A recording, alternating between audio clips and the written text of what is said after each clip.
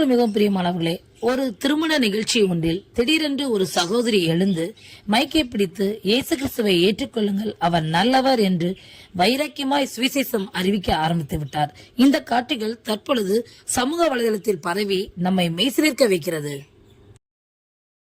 And Jesus loves you so much, and maybe there's someone here, you've never experienced Jesus in your life. I want to say tonight is your night. You can experience Jesus in your life. You can get set free from bondage, from chains. You can receive.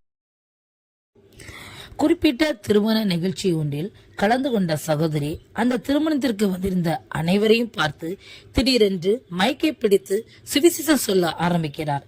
அனைவரும் கிறிஸ்துவை அறிந்து கொள்ள வேண்டும் என்ற நோக்கத்தில் நீங்கள் இந்த திருமணத்திற்கு தற்செயலாக வரவில்லை. இது ஆண்டவரின் செயல். இயேசு கிறிஸ்து உங்களை நேசிக்கிறார். அவர் உங்களுக்காக ஜீவனை கொடுத்தார். 3 நாள் உங்களுக்காக உயிரோடு எழும்பினார். அவர் உங்களை மிகவும் நேசிக்கிறார் என்று கூறினார். That you are invited to this wedding. I want to tell you, Jesus loves you so much. You're never too far gone from God. He loves you. He died on the cross for you. He was buried, but 3 days later he came back to life. இங்கே இருப்பவர்களுக்கு இயேசு கிறிஸ்து யார் என்று தெரியவில்லை என்றால் இந்த நாள் உங்களுடைய நாள். இன்று இரவு ஆண்டவர் உங்களோடு இடைப்படுவார். உங்களை பிடித்திருந்த கட்டுக்களை எல்லாம் இயேசு கிறிஸ்து இன்று உடைத்து விடுதலை தருவார். Here, you've never experienced Jesus in your life. I want to say tonight is your night. You can experience Jesus in your life. You can get set free from bondage.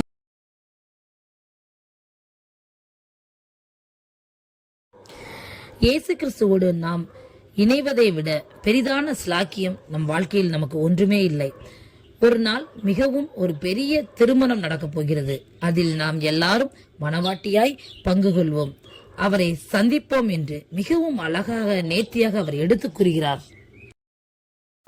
There's nothing better to be other than being united with Jesus Christ, the groom. So one day when the big wedding happens, you are going to be the bride that's going to be united.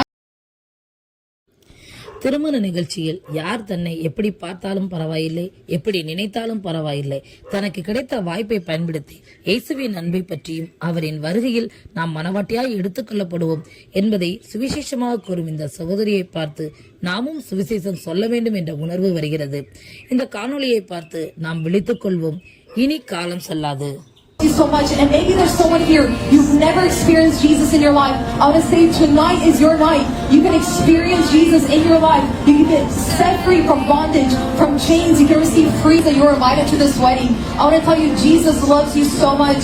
You're never too far gone from God. He loves you. He died on the cross for you. He was buried, but 3 days later he came back to life. Better to be other than being united with Jesus Christ, the groom. So one day when the big wedding happens, you are going to be the bride that's going to be.